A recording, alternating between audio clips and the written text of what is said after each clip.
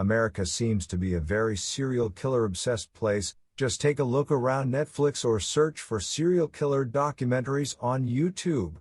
On top of that, the US accounts for a whopping 67.41% of the world's serial killers, with over 2,700 of them on record. These two factors in combination have some unintended consequences, namely that the serial killers of other countries are often outshined by those in the US.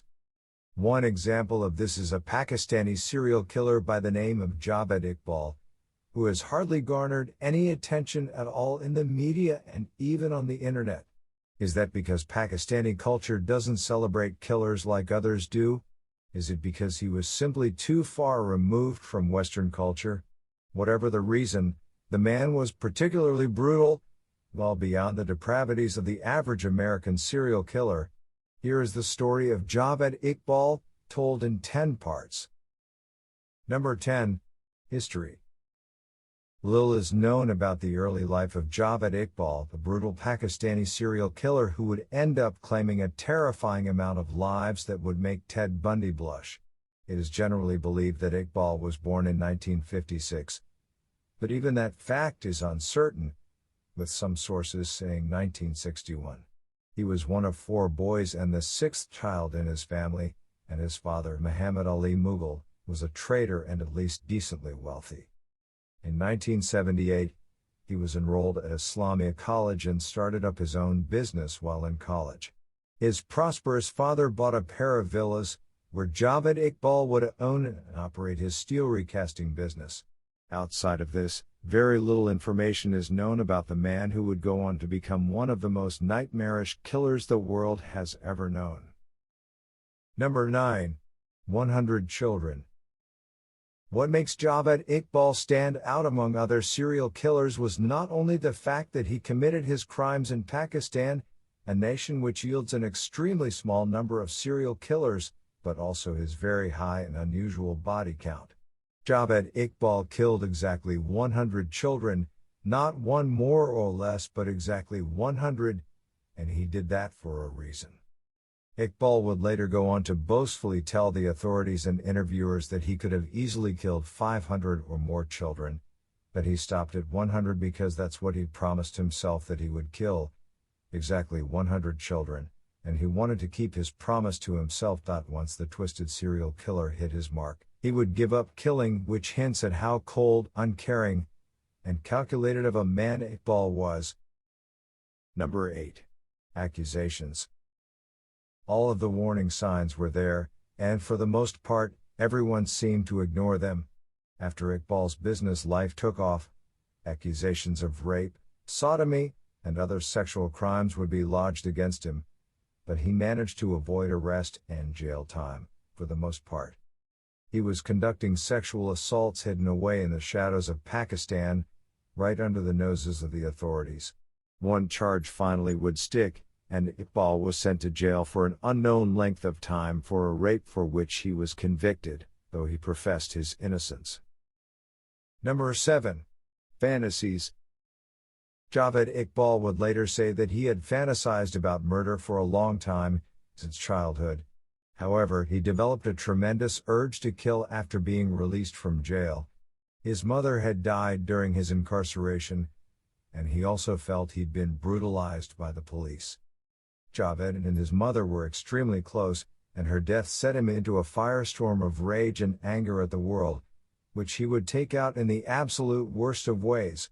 We know for certain that from this point forward, Iqbal would make the murder of exactly 100 children the focal point of his life. He later said that he wanted 100 mothers to cry. Number 6. Modus operandi. Javed Iqbal's modus operandi was extremely elaborate, as he would later go on to admit himself.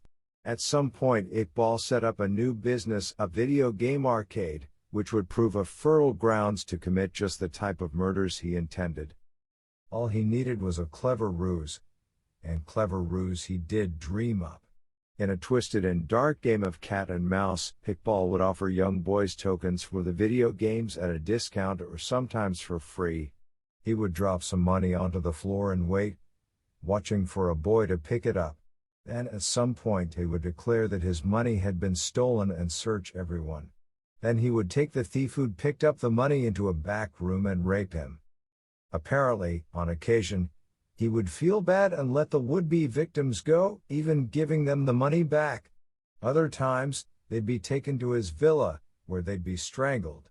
He also roamed Lahore's streets, targeting poor boys who'd run away from their families and taking them. Number 5. The Letter.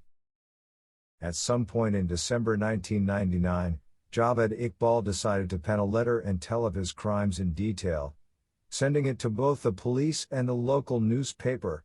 He had kept detailed records of everything he had done, like many obsessive serial killers do, to sort of relive the experiences. Even this seemingly spontaneous act was coldly calculated. Iqbal had reached the 100 victims he'd promised himself and had no need or want to continue his murderous rampage. This killer was ready to be caught. He didn't try to conceal his identity but rather was making a full disclosure public confession of his crimes and tying them to himself. A manhunt ensued. Javed Iqbal turned himself in at the offices of a newspaper called the Daily Jang on December 30th, and the police came to arrest him. Number 4. Trial. A trial would ensue over the coming months, which would turn up a lot of surprises along the way. Javed Iqbal had admitted to his murders openly, but when the time came for him to face the state, he withdrew his confession and claimed innocence.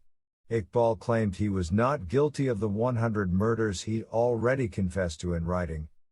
He would go on to bizarrely explain that he made a false confession and had written the letter as some hybrid of political statement and art, making a statement about missing children and runaways, a group which nearly all of his victims belonged to. Their unimportant status is what allowed Iqbal to get away with his crimes for so long. Photographic evidence would be presented, as well as his 32-page journal, in which he described the killings. This pretty much sealed the fate of Javed Iqbal. Number 3. Disposal.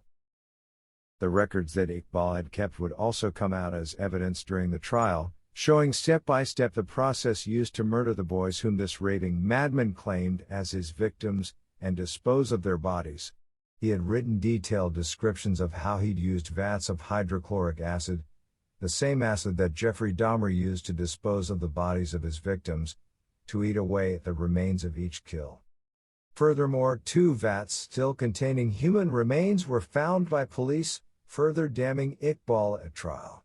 Hydrochloric acid would later be tapped for another sinister purpose, so that the killer would meet the fate of his victims.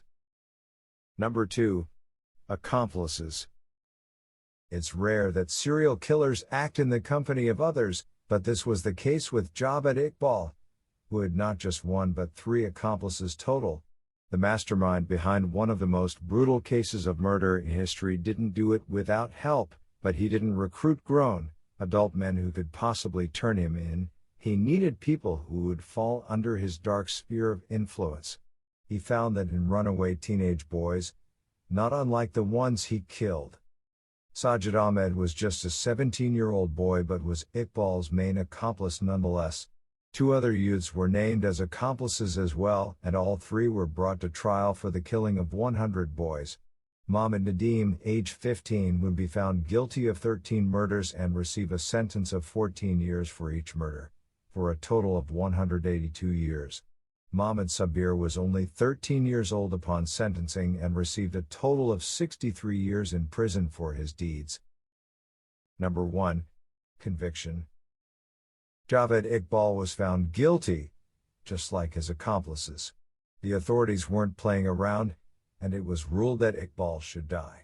In accordance with Sharia law, the judge in the case ruled that Javed should be killed the way he killed his victims, in a terrifying fashion that most would argue he very much deserved. Javed Iqbal was sentenced to be strangled with the same chain he used on his victims. His body was to be cut into 100 pieces, 1 representing each boy, and then dipped into a vat of hydrochloric acid in front of the parents of the deceased.